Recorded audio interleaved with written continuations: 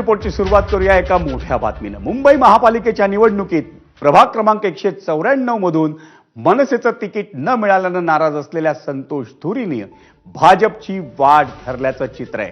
194 हा वॉर्ड ठाकरेंच्या शिवसेनेच्या वाट्याला गेला, त्यामुळे संतोष धुरी नाराज होते।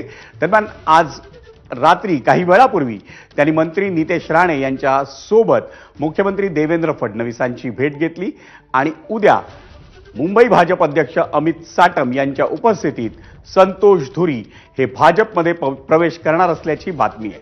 त्यामुळे मुंबई महापालिका निवडणुकीच्या ऐन काळात मनसेला प्रभाग क्रमांक 194 मध्ये एक मोठा धक्का बसलाय असं दिसतंय।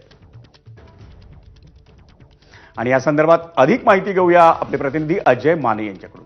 अजय, काय माहिती आहे नेमकी?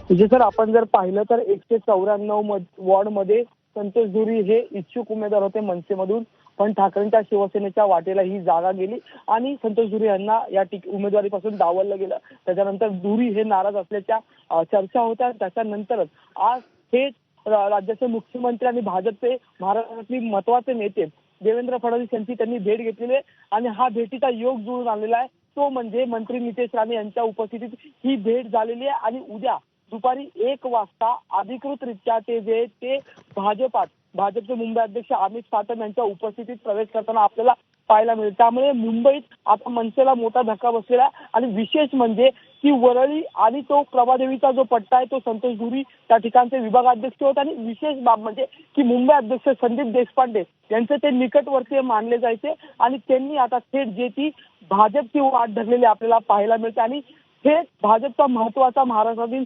चेहरा म्हणजे मुख्यमंत्री देवेंद्र नक्कीच अजय, आपण सविस्तर माहिती तुझ्याकडनं पुन्हा घेऊ, पण सध्या तरी आपल्याला इथंच थांबायचे। धन्यवाद अजय।